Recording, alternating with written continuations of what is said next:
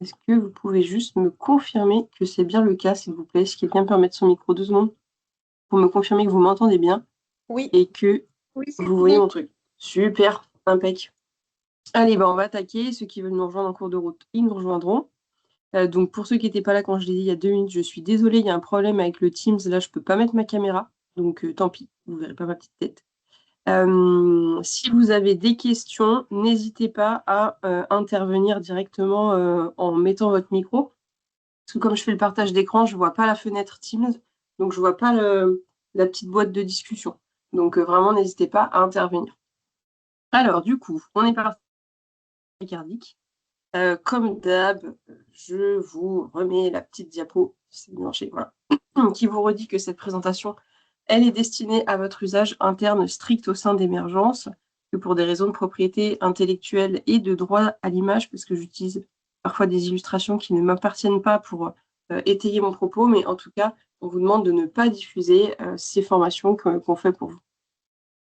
Au niveau du plan, voilà ce qu'on va balayer un petit peu aujourd'hui. On va revoir quelques généralités sur les épanchements péricardiques, les différentes étiologies principales qu'on retrouve, la physiopathologie de la tamponnade, la présentation clinique des animaux avec un épanchement péricardique, le diagnostic, la gestion de la tamponnade et une petite diapo sur le pronostic. Alors, qu'est-ce que c'est déjà, pour commencer, que le péricarde? Qu'est-ce que c'est? À quoi ça sert? Et quelles sont les principales atteintes péricardiques qu'on va retrouver en médecine vétérinaire? Le péricarde, c'est un sac séreux clos qui enveloppe le cœur. Il est attaché au niveau des gros vaisseaux à la base du cœur et ensuite il fait tout le tour de voilà, un petit sac. Il a un rôle de barrière contre les inflammations ou les infections des tissus adjacents et il aide aussi à l'équilibre des débits entre les différents secteurs du cœur. Physiologiquement, il y a un petit peu de liquide dans ce péricarde, un liquide séreux, il y en a très peu, qui sert de lubrifiant entre les couches viscérales et pariétales du péricarde. C'est un petit peu le même principe que pour la plèvre. Vous avez la plèvre viscérale, la plèvre pariétale, et il y a un tout petit peu de liquide à l'intérieur qui permet de faire en sorte qu'il y ait un glissement. Puisque le péricarde viscéral, qui s'appelle épicarde, il est vraiment collé au cœur. Enfin, c'est vraiment adhérent au cœur. C'est une couche du cœur. Les principales affections péricardiques qu'on va retrouver dans la majorité des cas, ce sont les épanchements péricardiques et c'est de ça dont on va parler aujourd'hui. Donc ça, qu'est-ce que c'est? C'est une accumulation d'un liquide soit de nature anormale, soit en quantité excessive dans le sac péricardique. Les autres atteintes qu'on peut retrouver qui sont beaucoup plus rares, on va avoir les atteintes péricardiques constrictives qui sont généralement secondaires à autre chose, donc soit un épanchement idiopathique récurrent, une péricardite infectieuse, un corps étranger péricardique, une tumeur, une métaplasie osseuse idiopathique, une fibrose du péricarde.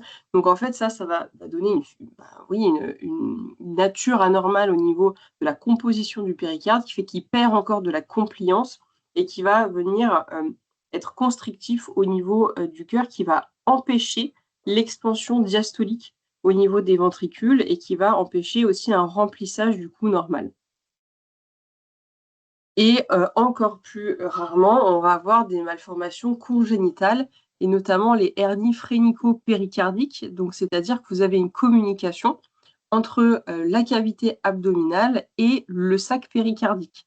C'est quand même pas très fréquent. La radio que je vous ai mis, c'est pas mes radios, hein, je les ai trouvées sur Internet.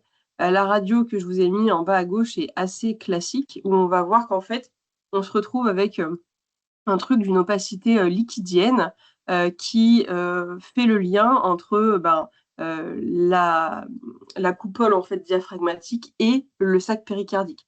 Il y a une communication en fait entre les deux. Sur la radio de droite qui est vraiment hyper impressionnante, on voit carrément des anses digestives qui se retrouvent superposées à la silhouette cardiaque, donc ce qui est tout à fait anormal. Donc là, on a une herniation carrément du tube digestif, ce qui devient une urgence vitale évidemment. Souvent, on va avoir plutôt des communications avec un peu de gras, éventuellement des lobes hépatiques, ce genre de choses. À partir du moment où on a du digestif qui s'engage, ça met en jeu le pronostic vital. Donc ça, c'est des affections qui sont quand même vraiment rares. Et donc, on va revenir à notre épanchement péricardique. Quelques généralités pour commencer. Donc l'épanchement péricardique, que j'appellerai EP dans la présentation pour limiter le nombre de mots par diapo. C'est donc l'atteinte péricardique la plus fréquente et ça représente environ 7% de toutes les consultations confondues pour atteinte cardiaque chez le chien. Chez le chat, c'est quand même beaucoup plus rare. Souvent, ça va être une découverte fortuite et c'est généralement secondaire à une insuffisance cardiaque congestive. Donc, dans 75% des épanchements péricardiques chez le chat, c'est secondaire à une insuffisance cardiaque congestive et généralement avec une CMH. Le patient type qui est présenté pour épanchement péricardique, c'est un chien adulte à âgé et généralement de grande race. Et on retrouve des races surreprésentées dans les études, notamment le Golden Retriever, le Berger allemand, le Labrador et le Saint-Bernard. On va maintenant s'intéresser aux étiologies des épanchements péricardiques et on va commencer par le cas le plus fréquent, c'est l'hémopéricarde, donc la présence de sang dans le sac péricardique. On va pouvoir considérer que c'est un hémopéricarde, donc c'est vraiment du sang, à partir du moment où on a un hématocrit qui va dépasser 7%. Sinon, on a aussi la technique qui consiste à faire comparer l'hématocrit de l'épanchement versus l'hématocrit sanguin, comme on peut le faire sur n'importe quel autre type d'épanchement qu'on analyse. Ça représente vraiment la majorité des épanchements péricardiques chez le chien. Et au niveau des étiologies, les deux plus fréquentes, c'est une origine néoplasique. Dans ce cas-là, on a un patient qui est souvent âgé, plus de 7 ans, pas systématique, mais souvent. Et on a les origines idiopathiques. On va retrouver en cause moins fréquente des coagulopathies, notamment sur des intox aux AVK, CIVD, ce genre de choses. Des ruptures atriales gauches, bon, bah là, c'est la merde. Et c'est excessivement rare, mais pourquoi pas, un trauma pénétrant à l'origine d'un épanchement péricardique hémorragique. Donc, on va s'intéresser en premier lieu aux néoplasies. Le plus fréquent, c'est l'hémangiosarcome. Ça représente 60% de tous les épanchements péricardiques chez le chien. Donc, c'est vraiment le grand champion au niveau de l'origine des épanchements péricardiques. Et parmi les origines tumorales, c'est la néoplasie la plus fréquente avec 2/3 des néoplasies. La localisation de la masse, ce qui est fréquent, c'est au niveau de l'atrium droit ou de l'auricule droit. Ou ça peut être aussi vraiment au sein de la paroi ventriculaire, donc vraiment à l'intérieur du tissu. Très rarement, on a le ventricule gauche, le septum ou la base du cœur. Les métastases sont très fréquentes au moment du diagnostic. Ça métastase au niveau poumon, foie, rate. Et généralement, quand on a un hémangiosarcome cardiaque, on a affaire à des micrométastases, donc c'est-à-dire des choses qui ne sont pas spécialement visibles sur les examens d'imagerie. Et on arrive à identifier ces métastases seulement dans 25% des cas. Donc ça, il faut bien en avoir conscience parce que c'est sûr que ça va malheureusement largement péjorer le pronostic. La tumeur, l'hémangiosarcome cardiaque peut d'ailleurs lui-même être primaire ou métastatique. Donc toujours penser lorsque vous avez un épanchement péricardique sur un chien, à passer un petit coup de sonde échographique au niveau de l'abdomen, voir si vous ne voyez pas quand même une grosse masse splénique ou hépatique. C'est une tumeur qui est rare, mais qui est quand même décrite dans de rares cas chez le chat.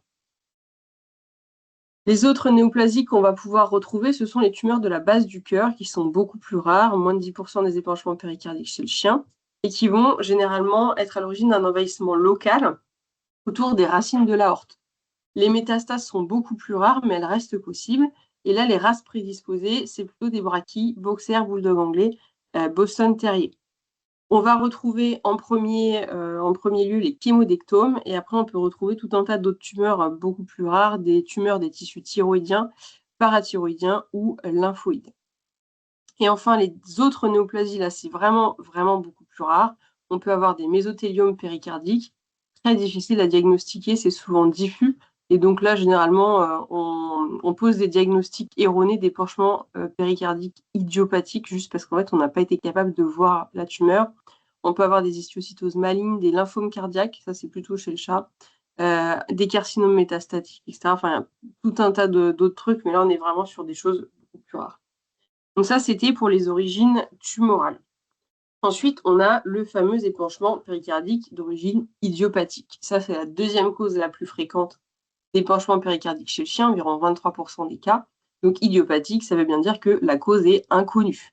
Donc normalement, c'est un diagnostic d'exclusion, c'est-à-dire qu'on a été rechercher d'autres causes, on a analysé l'épanchement péricardique, on était On a fait une vraie échocardiographie pour aller rechercher une masse cardiaque ou des choses comme ça, et on n'a vraiment rien trouvé.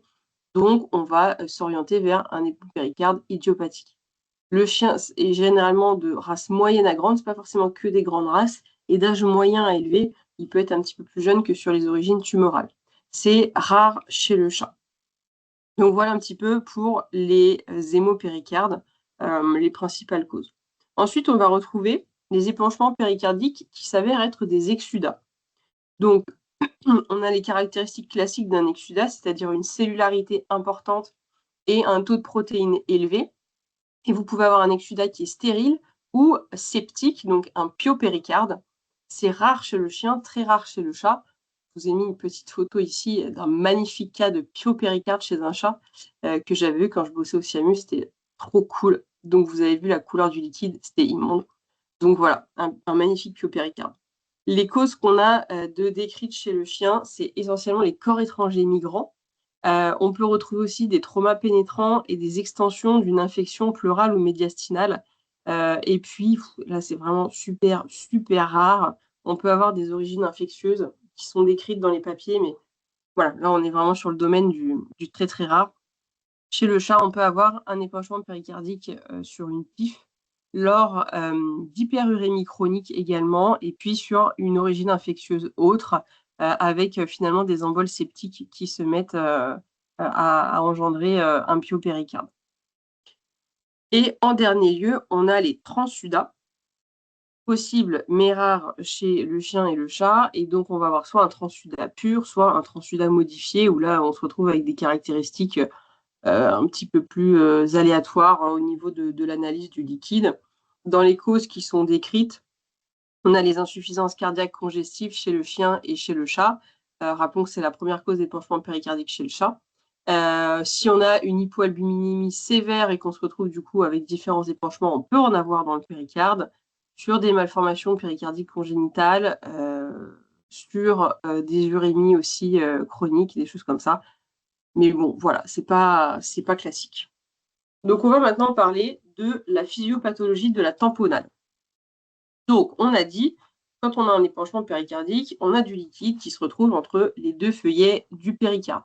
Le péricarde, c'est une membrane fibreuse qui est relativement non compliante, donc qui ne va pas bien supporter l'arrivée de ce petit liquide.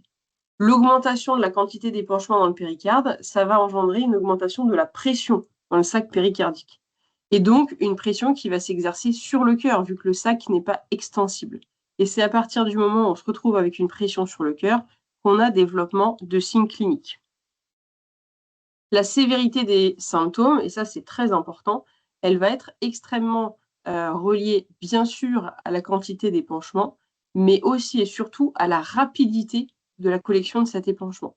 Si vous avez un épanchement qui se collecte très doucement, le péricarde il va avoir le temps quand même de s'étirer, et donc votre animal va supporter une quantité d'épanchement bien supérieure. Si au contraire ça s'installe de manière suraiguë, le sac là, il va pas du tout se distendre et tout de suite vous allez avoir une compression cardiaque et donc des symptômes. Et ça, c'est exactement le principe de la tamponnade. Une tamponnade, elle apparaît lorsque la pression dans le péricarde, elle devient supérieure à la pression dans le cœur en diastole. Et dans ce cas-là, ça veut dire qu'au moment où votre cœur il se relâche, comme la pression autour de lui est supérieure, ça va collaber le cœur. Et c'est là qu'on a une tamponnade. Donc la compression cardiaque externe par ce liquide, ça va comprimer les cavités. On a d'abord un collapsus au niveau atrial, puisque c'est là où la pression diastolique est la plus faible. Et sur des épanchements plus sévères, on va retrouver une compression, un collapsus au niveau ventriculaire. Ça va engendrer un remplissage ventriculaire droit puis gauche limité. Donc une augmentation de la pression veineuse centrale, puisqu'en fait, comme les ventricules ne peuvent pas se remplir, forcément, ça stagne en amont. Et on va donc avoir une diminution du débit cardiaque et on va se retrouver avec un animal en choc circulatoire. Et là, on a du coup la tamponnade et la mise en jeu du pronostic vital de notre patient. Donc, quelle est la présentation clinique de ces patients qui ont un épanchement péricardique? Alors attention, du coup, sur un épanchement péricardique discret à modéré, tant qu'il n'y a pas vraiment de compression sur le cœur, on n'a pas forcément de signe clinique. Donc, généralement, on va avoir des signes cliniques quand l'épanchement commence à être plus sévère et qu'on commence à avoir des signes de tamponnade. Les symptômes qui vont pouvoir être rapportés par les propriétaires ou ce qu'ils ont constaté à domicile, ça, c'est vraiment un signe d'appel, c'est le collapsus. Alors, le collapse en anglais, il n'y a pas vraiment d'équivalent en français. Souvent, on va parler de syncope. Mais en tout cas, le collapse, c'est vraiment genre un effondrement. L'animal qui était debout et qui d'un coup s'effondre, collapse en fait. Mais il n'y a pas forcément de perte de conscience. C'est vraiment une origine, en fait, c'est le choc circulatoire qui donne ça. Mais en tout cas, sinon, vous pouvez avoir un abattement, une intolérance à l'effort, une faiblesse, et donc ce phénomène de collapse. Vous pouvez avoir des symptômes respiratoires, tachypnée, dyspnée, tout. Vous pouvez avoir des symptômes digestifs, anorexie, vomissement, diarrhée. Vous pouvez avoir une distension abdominale et éventuellement une polydipsie. Ce que nous, on va constater à l'examen clinique de ces patients, signe d'appel également, des bruits cardiaques étouffés avec un choc précordial diminué. Alors, bruit cardiaque étouffé, bien sûr, si vous avez un épanchement pleural, par exemple, vous pouvez retrouver ça. Donc, ce n'est pas non plus pathognomonique, mais ça va vous orienter dans votre diagnostic. C'est souvent des animaux qui vont être en état de choc, plus ou moins avancé, mais qui peuvent être en état de choc vraiment très avancé, donc avec des modifications au niveau des paramètres de la volémie, la qualité du pouls, la fréquence cardiaque, le TRC, la couleur des muqueuses, la température des extrémités, voire la température rectale, et vous pouvez aller jusqu'à une diminution de l'état de conscience. On peut avoir des arythmies, on peut avoir une distension jugulaire qui est liée à l'augmentation de la pression veineuse centrale. Vous pouvez avoir une tachypnée, une dyspnée. Et lorsque, en fait, vous avez du coup une tamponnade qui va écraser votre cœur, et notamment en premier, le cœur droit, puisque c'est lui qui a la plus faible pression intracardiaque, vous pouvez avoir installation d'acide. Une hépatomégalie aussi à cause de la congestion veineuse. Et si c'est un phénomène qui évolue de manière chronique, ce sont des animaux qu'on peut avoir en cachexie au moment du diagnostic. Donc tout ça, c'est des choses, à la fois le questionnement des propriétaires et l'examen minutieux de votre animal qu'il faut vraiment faire précisément, que vous soyez à domicile ou que vous soyez en clinique. C'est sûr qu'ensuite, pour la partie diagnostic, malheureusement, il va falloir des examens complémentaires, mais en tout cas, la suspicion d'épanchement péricardique, elle peut aussi bien être faite à domicile qu'à la clinique. Donc, pour le diagnostic, l'examen de choix, ça va être évidemment l'échographie. C'est beaucoup plus sensible et beaucoup plus spécifique que la radiographie. Et donc, on va aller rechercher un épanchement qui est généralement anéchogène, mais qui peut aussi être hypoéchogène, et qu'on va retrouver entre les couches viscérales et pariétales du péricarde. Même principe que pour un épanchement pleural, ça se met entre les deux feuillets du péricarde. Je vous ai mis ici des petites photos, donc pareil, ce n'est pas les miennes, je les ai prises sur Internet, d'exemples d'épanchements péricardiques. Donc pour aller identifier un épanchement péricardique, je ne sais pas si vous voyez mon... Est-ce que vous voyez ma petite flèche de souris ou pas? Oui. Super. Oui. Donc, en fait, ce qui est important pour à l'écho, c'est en fait d'aller repérer le péricarde.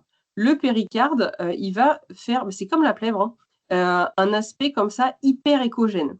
Donc, vous voyez, vous allez le retrouver sur les différentes images que je vous ai mises. À chaque fois, on va retrouver le péricarde. Et donc là, on a par exemple le cœur qui est ici. Tout ça, c'est de l'épanchement péricardique et vous avez votre péricarde là. Idem ici avec l'épanchement péricardique, idem ici. Des fois, notamment par exemple sur cette vue-là, admettons que vous ne voyez pas trop, on commence à regarder ici, tac, tac, tac, tac, tac. On peut se dire, attends, mais ça c'est une cavité, ça c'est une cavité. Et en fait, on confond l'épanchement péricardique avec une cavité. Donc c'est pour ça que c'est important d'essayer d'avoir le cœur en entier, même si la coupe, elle est dégoûtante. On n'est pas là pour faire de l'échocardio, hein. On est là pour faire du diagnostic en urgence. On fait un travail d'urgentiste. Donc on essaye juste d'avoir une visualisation de notre cœur en entier. On essaye de repérer notre péricarde ici. Et du coup, entre les deux, va se trouver de l'épanchement. Là, sur les 3 images que je vous ai mises, c'est un épanchement qui est en quantité importante, donc qui est facile à diagnostiquer. Ce n'est pas toujours le cas, évidemment. Et sur des épanchements très, très, très sévères, vous en verrez une vidéo tout à l'heure, il peut y avoir en fait tellement de liquide qu'on se demande si finalement c'est péricardique ou pleural.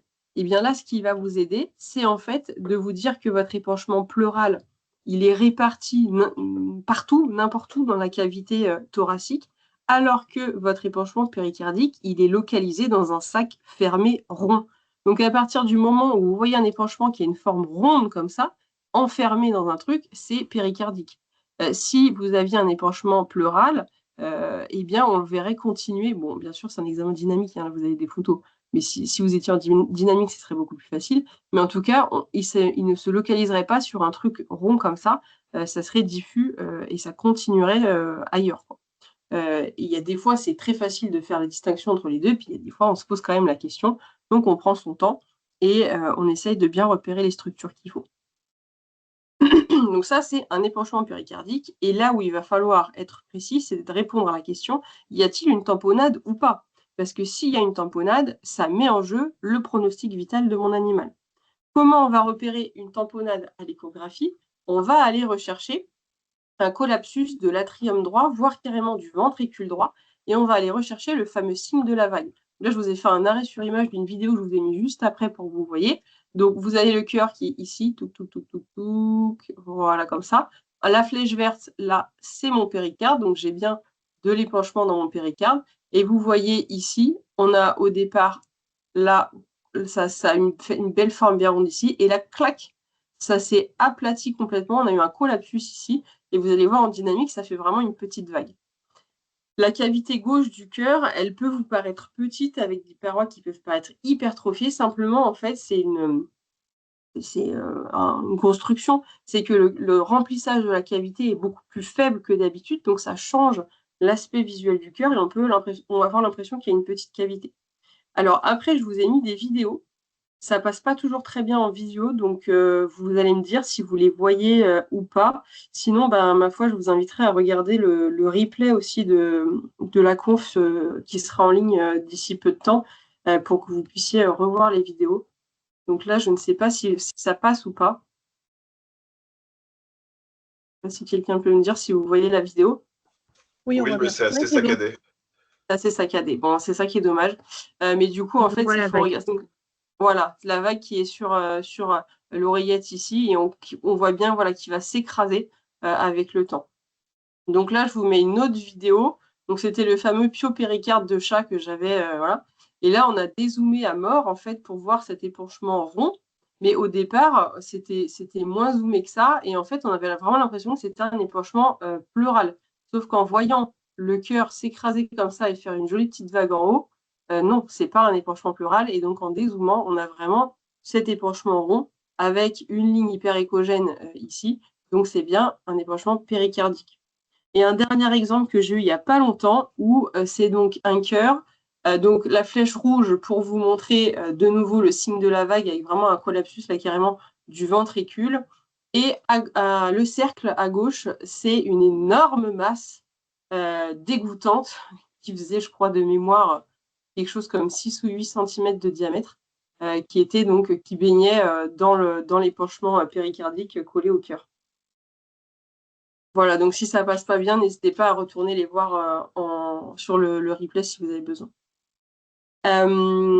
Donc ça, c'est pour l'échographie dans le diagnostic. Et donc, on peut aussi faire appel à la radiographie.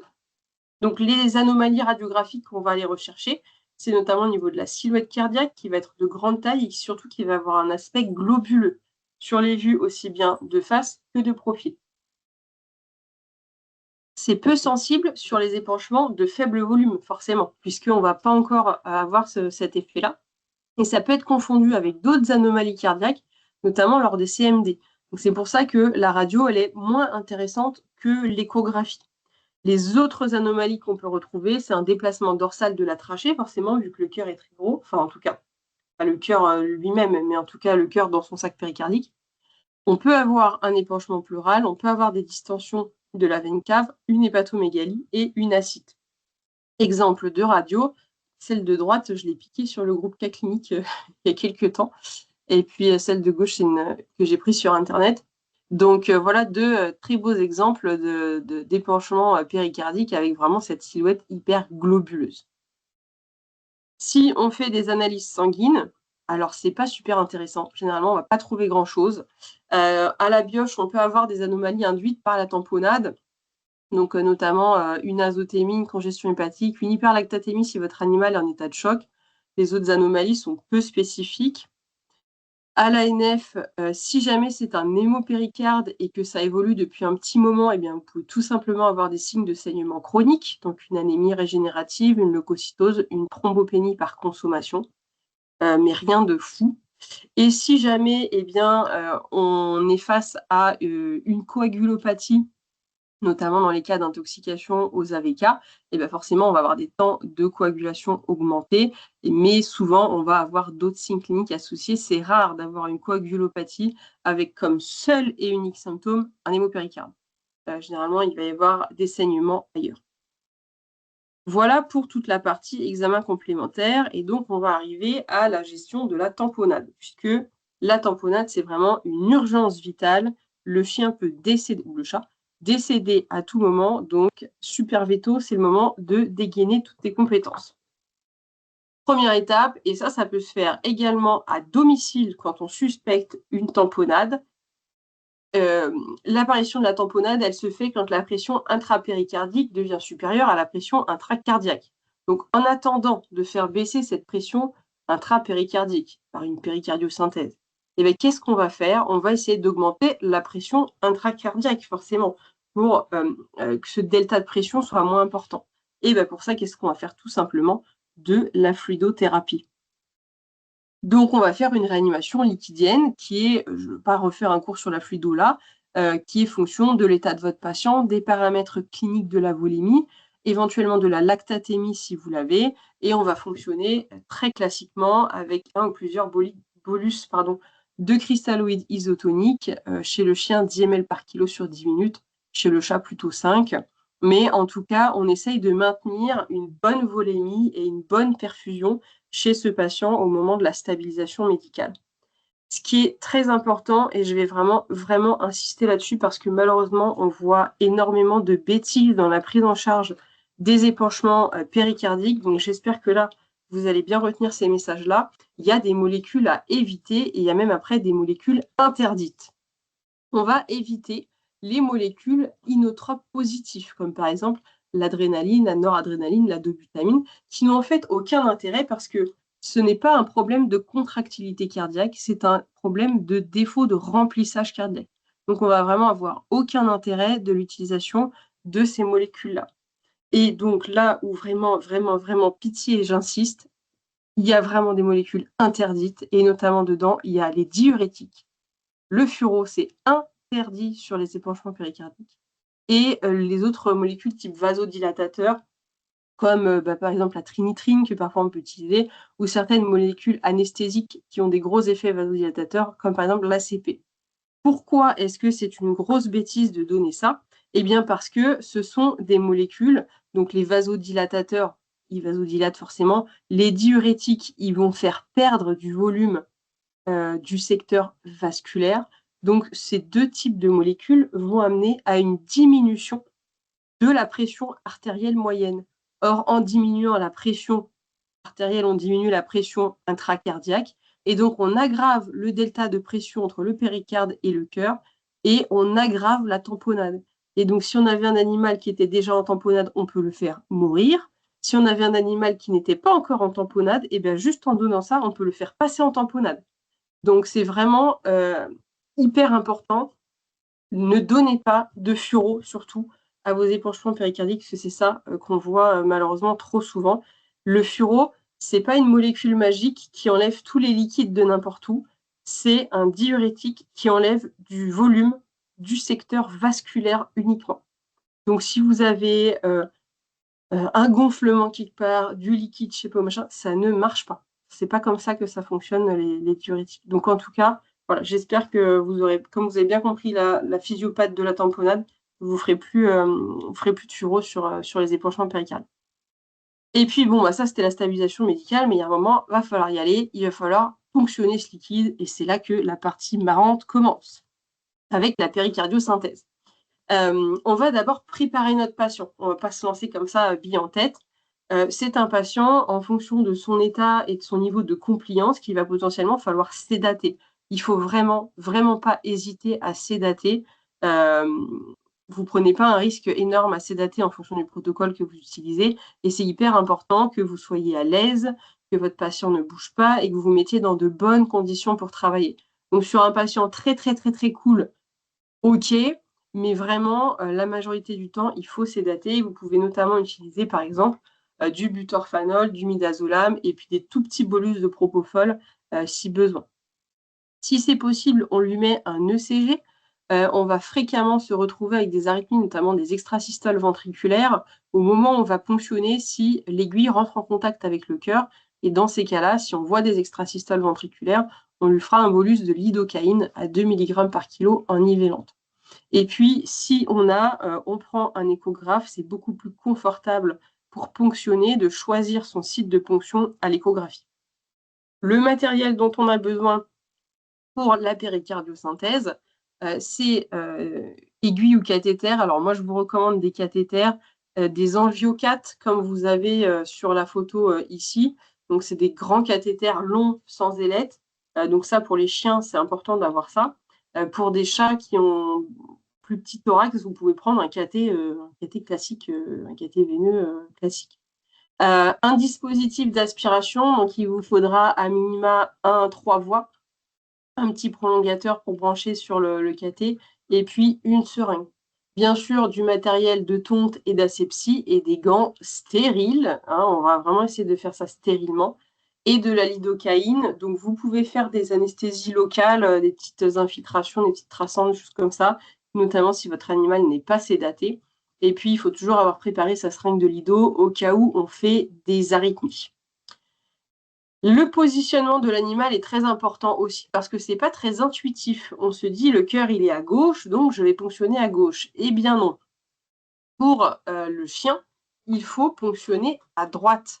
Donc on va positionner son animal en décubitus latéral gauche ou éventuellement en sternal si l'animal est vigile. Et on va vraiment venir ponctionner à droite. Pourquoi? Parce que je vous ai remis une petite photo de l'anatomie du cœur ici.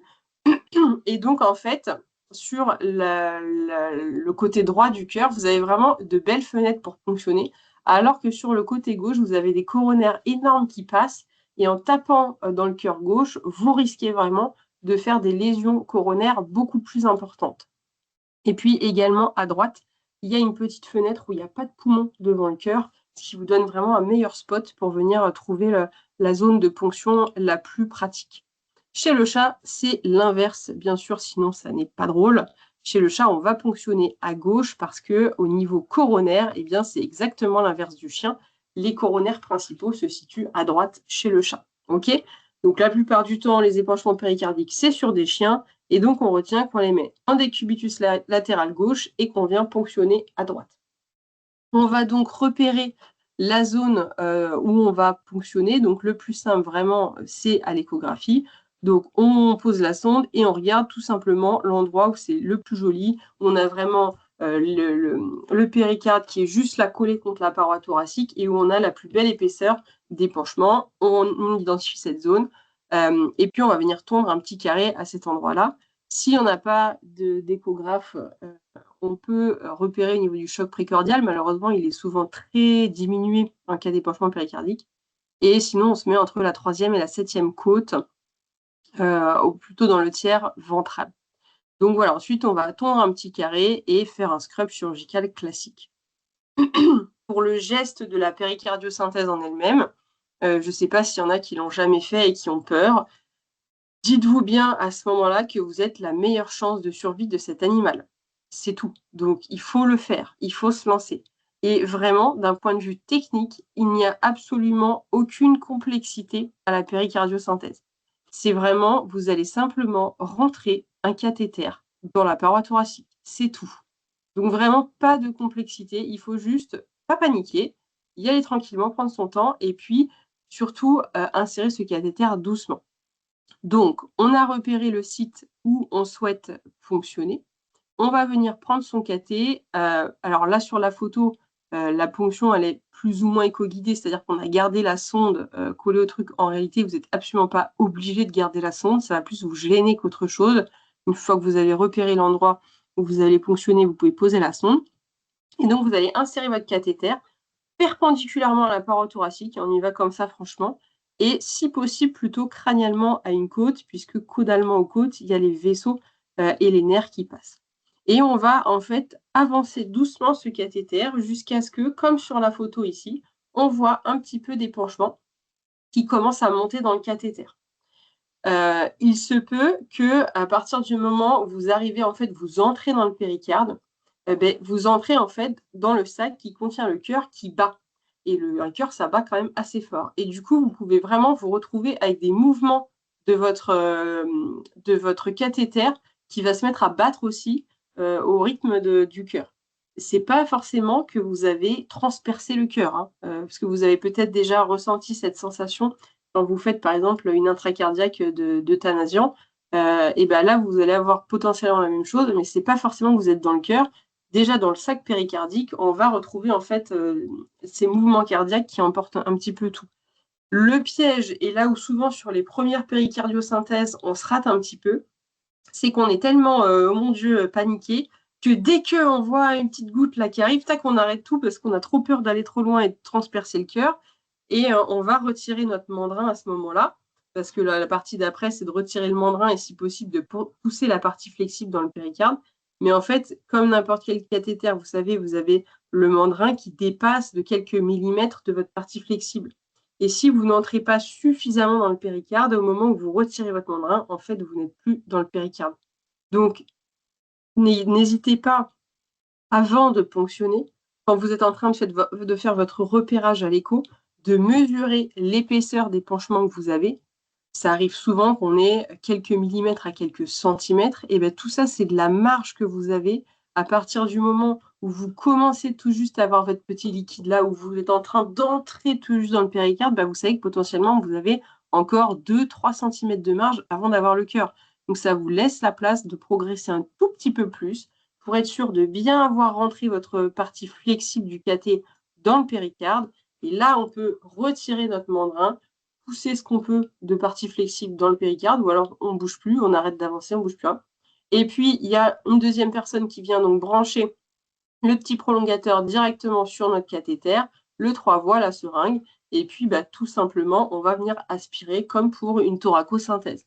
On n'oublie pas, bien sûr, de garder des échantillons de sang, tube sec et tube BDTA, comme pour n'importe quel épanchement, de manière à pouvoir les analyser, et on va vidanger au maximum le péricarde. On ne peut jamais le vidanger en entier, bien sûr. Et puis, vous ne serez pas étonné aussi si ça vient par à-coup le sang, parce que c'est lié pareil au battement cardiaque, où des fois, quand le cœur est en systole, et ben, ça va plaquer un petit peu le cathéter contre le péricarde et on ne va plus rien aspirer. Donc, ça vient un petit peu par à-coup. C'est assez normal. Je vous ai mis une vidéo. Je ne sais pas si ça fonctionne ou pas. Je vais quand même la laisser tourner et la commenter pour les personnes qui regarderont le replay ou si vous voulez le regarder plus tard. Donc là, ils ont un chien qui est vigile. Ils ont fait une tonte et un scrub. J'ai passé le début de la vidéo, c'était un peu chiant. Donc voilà, ils ont tout préparé. La petite madame, elle a sorti ses gants stériles et son angio-4. Et puis, il y a une deuxième opératrice avec le matériel pour pouvoir aspirer. Nota bene, cette personne n'a pas de gants, c'est mal. Quand on est avec un épanchement, on met des gants, c'est dégueulasse. Ça se trouve, c'est un piopéricarde immonde avec une bactérie dégoûtante dedans. Mettez des gants. Donc là, elle est en train de repérer à l'échographie la zone qu'elle va ponctionner.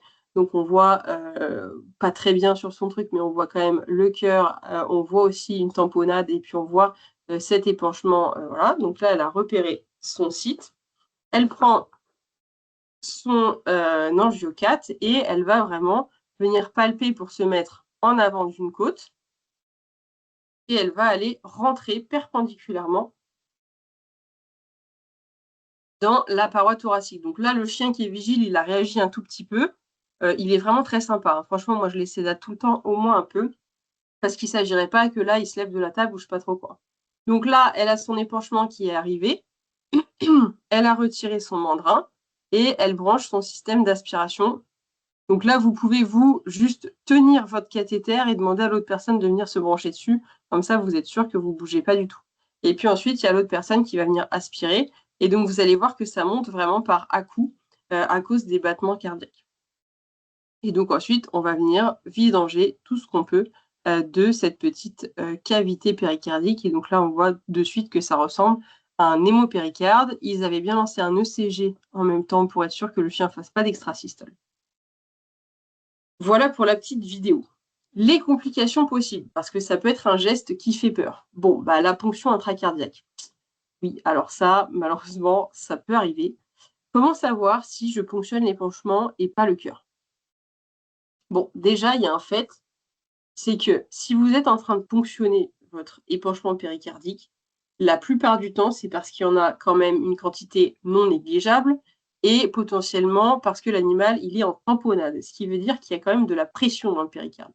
Donc à partir du moment où vous allez rentrer votre cathéter dans le péricarde, il va y avoir du liquide qui va monter. C'est obligatoire, c'est parce qu'il y a de la pression dedans. Donc vous allez le voir. Donc il y aura forcément du liquide qui sera monté avant que vous atteigniez le cœur. Donc si vous avancez doucement, normalement, vous ne pouvez pas rentrer directement et vous retrouver dans le cœur. Il y aura forcément du liquide qui sera monté avant. Bon, ensuite, si vraiment vous avez le doute, ce qui peut arriver, hein, c'est un épanchement hémorragique qui ne coagule pas la plupart du temps dans les épanchements péricardiques. Sauf si c'est une hémorragie très récente, moins de 1 heure, où là, ça peut vraiment faire des caillots. Mais sinon, vous pouvez prendre quelques gouttes de votre épanchement, le mettre dans un haricot, un tube, sur la table, ce que vous voulez, et c'est pas censé coaguler. Ça, c'est comme pour tous les autres épanchements, un hémothorax, un hémoabdomen. Lorsqu'il a été en contact pendant plus d'1 heure avec les séreuses, il est défibriné et donc il ne coagule pas. Si c'est bien de l'épanchement péricardique et pas du sang en nature que vous avez prélevé, le surnageant, qui normalement est clair dans du sang, là, il va être teinté de jaune. Et puis, normalement, en ponctionnant votre épanchement, vous avez les constantes de votre patient qui vont s'améliorer. La fréquence cardiaque va baisser, amélioration de la courbe respiratoire, augmentation de l'amplitude de l'ECG, etc. Au contraire, si vous ponctionnez dans le cœur, il ne devrait pas y avoir d'amélioration a priori. Si jamais ça vous arrive, que ce soit pour une péricardiosynthèse ou pour une thoracosynthèse, globalement 2 cas de figure. Soit il va aller très, très bien, tout va bien, comme si de rien n'était. Bon, soit il va mourir. Bon, bah, voilà. À un moment, de toute façon, s'il est en tamponnade et que vous le ponctionnez pas, il va mourir aussi, donc les autres complications qu'on peut avoir, bah, les extrasystoles ventriculaires, ça, c'est très attendu.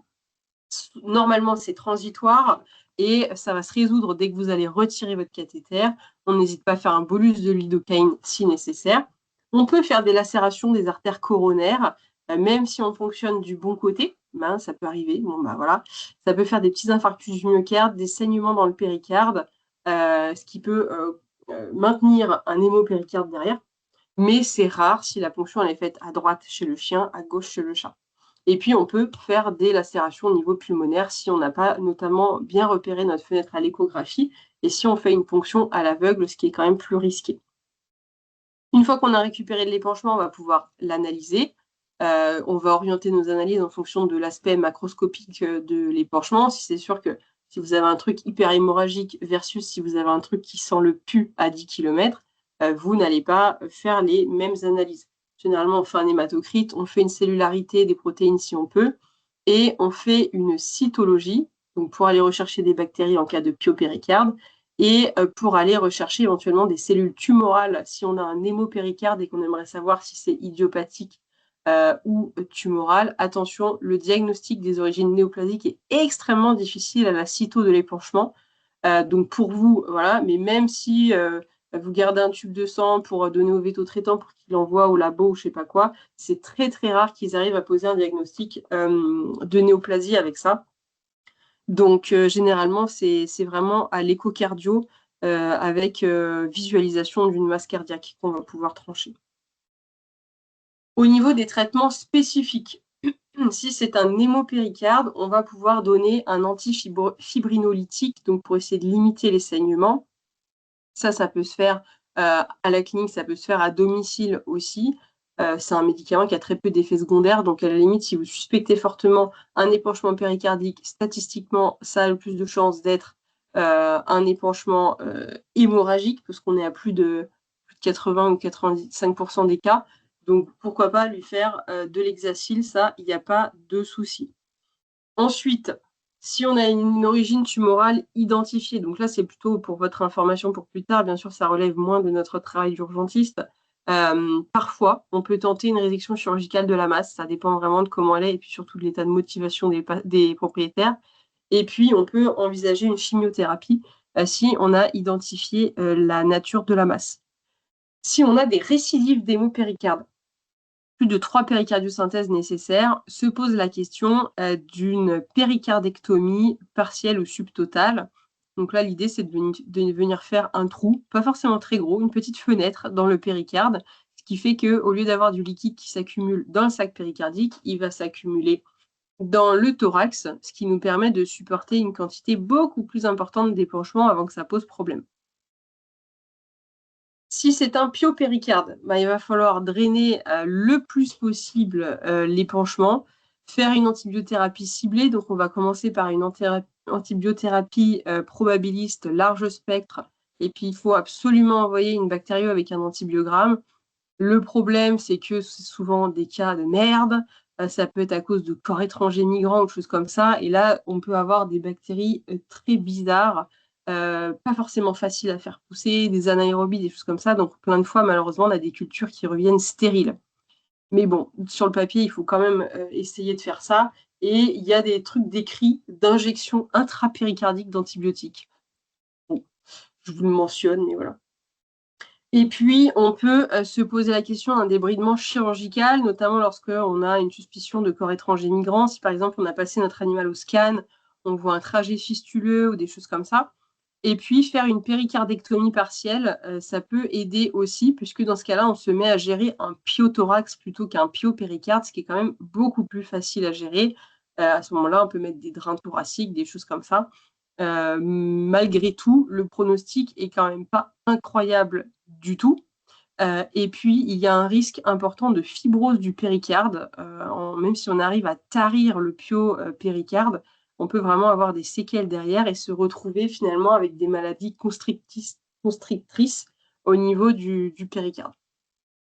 Un petit mot pour finir sur le pronostic. Donc, il est évidemment extrêmement variable en fonction de la cause de l'épanchement péricardique. Le plus fréquent, c'est l'hémangiosarcome, on l'a dit. Malheureusement, c'est aussi le moins bon pronostic. Les médianes de survie, au moment du diagnostic d'épanchement péricardique, on a une médiane de survie de 11 jours. Parce qu'on va avoir un certain nombre d'euthanasies et parce que derrière, on va avoir un certain nombre de cas qui vont merder. Ça va de 0 à 208 jours. Si on envisage un retrait chirurgical de la masse, ce qui est quand même une manœuvre hautement périlleuse, eh ben, on a une médiane de survie de seulement 42 jours. Donc, c'est vraiment pas terrible. Et si on fait retrait chirurgical plus chimiothérapie, on monte péniblement à 6 mois. Mais globalement, malheureusement, là, c'est des chiens où ça va pas aller relativement vite. Pour ce qui est des tumeurs de la base du cœur, on a des médianes de survie au moment du diagnostic d'épanchement entre 1 et 4 mois. Et comme ce sont des tumeurs qui évoluent souvent beaucoup plus lentement, voire même très lentement, et qui métastasent très peu, si on a des animaux qui font en fait des épanchements un petit peu récidivants et qu'on envisage une péricardectomie partielle, eh ben, on peut avoir une médiane qui monte à 2 ans environ avant que ça parte en cacahuète. Donc là, ça peut être quand même un petit peu plus intéressant.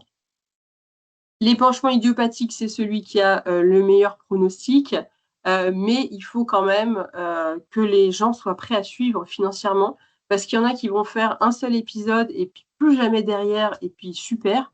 Et il y en a d'autres, ça va quand même récidiver. Il y a des récidives qui sont fréquentes dans les mois qui suivent, avec quasiment à chaque fois des tamponnades. Donc, ça nécessite à chaque fois une prise en charge en urgence, des soins. Donc, c'est pas anodin non plus financièrement pour les gens. Et puis, on peut avoir besoin de faire une péricardectomie partielle ou subtotale. Il y a une étude là qui avait été faite sur 25 chiens avec des épanchements péricardiques idiopathiques qui ont subi des péricardectomies partielles. On avait à 18 mois 72% de survie et 44% de survie à 5 ans. Donc, on est presque à 1 sur 2 à 5 ans, c'est quand même pas mal. Mais voilà, il faut être prêt parce que c'est quand même vraiment beaucoup de soins et une péricardectomie, ça se fait pas n'importe où non plus. Il faut faire une thoracotomie ou une thoracoscopie, c'est pas non plus le truc qu'on va faire à la ZOP chez son veto traitant, quoi. Donc, c'est quand même des gens qui sont prêts à s'engager pour leur animal et à mettre l'argent nécessaire pour les soins, quoi. Voilà, et donc en conclusion, les petits points sur lesquels je reviens rapidement, les principales causes d'épanchement péricardique chez le chien, c'est tumoral et idiopathique. On a une apparition des symptômes essentiellement lorsqu'on a installation d'une tamponnade.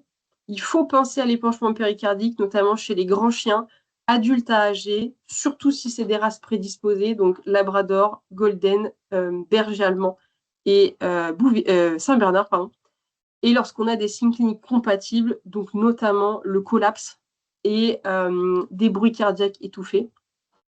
Et on pense toujours à stabiliser notre animal médicalement, même quand on le voit à domicile, même quand c'est que une suspicion de, et surtout, on pense aux molécules interdites, pitié.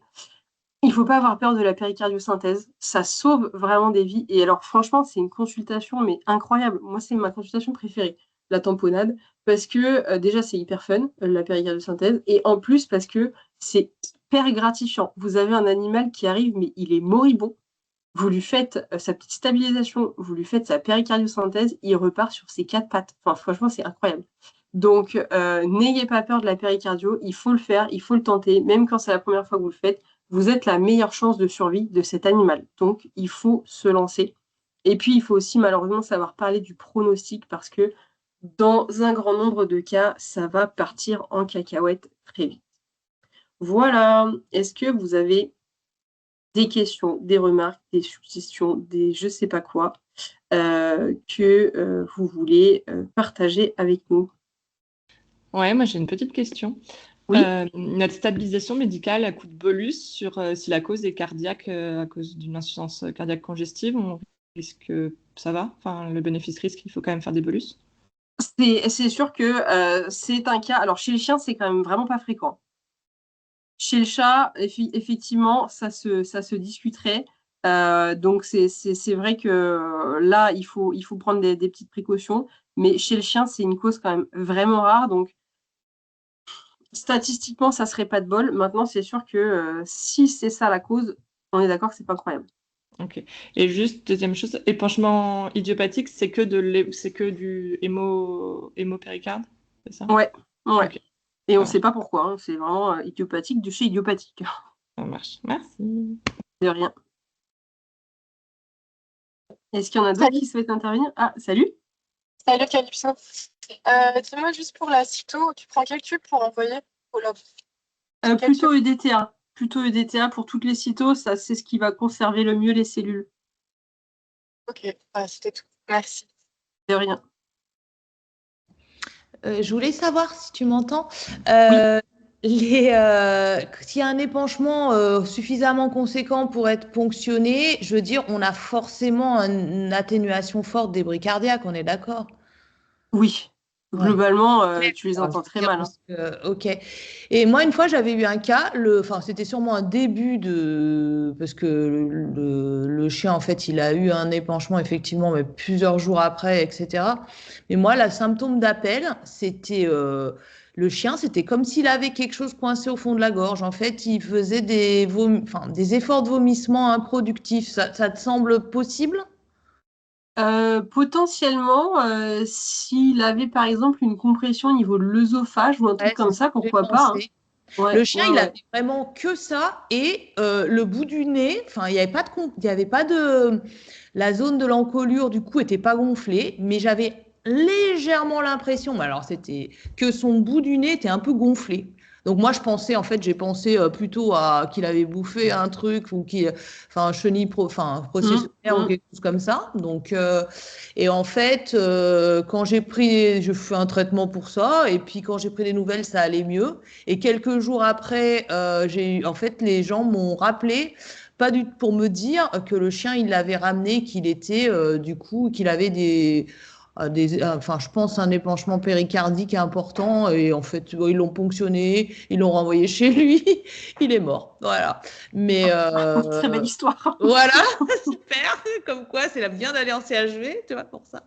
Non, mais en fait, pour dire que vraiment, là, les signes, ils étaient, mais enfin, je pense pas qu'il y avait un épanchement peut-être à cette ce moment-là, puisque au niveau paramètres cardio et tout, il n'y avait rien.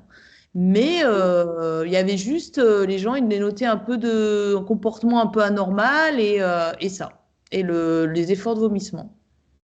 Écoute, pourquoi pas. Après, c'est tellement dépendant de la cause initiale. Admettons, tu vois, c'est tumoral, c'est métastasé, il en a je sais pas où, puis tu vois, il a des symptômes digestifs là-dessus. Tu vois, tu peux tout imaginer, parce que Ouais, c'est vrai. s'il y avait pas vraiment ou très peu d'épanchement péricardique, il n'y a pas de raison qu'il y ait de compression au niveau de l'œsophage.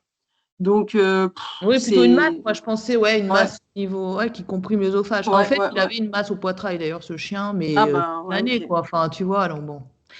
Ben, voilà. Bon, après, ils arrivent toujours à nous inventer des trucs bizarres, hein. Il y a ce qu'il y a dans les bouquins, puis il y a la vraie vie, quoi. Ouais, ouais, ouais. C'est- Mm. Merci. Pas de rien, merci à toi pour ce partage d'histoires tristes. Quelqu'un d'autre voulait intervenir? Bon, bah, ma foi, merci beaucoup d'avoir été là pour écouter cette petite formation. Pour ceux qui la regarderont en replay, merci aussi. Bon courage à tous. Et puis, si vous avez des questions, vous pouvez me les envoyer après. Et puis, bah, bonne année et bonne journée à tous. Merci beaucoup, au revoir. Merci. Salut! Merci, au revoir. Merci.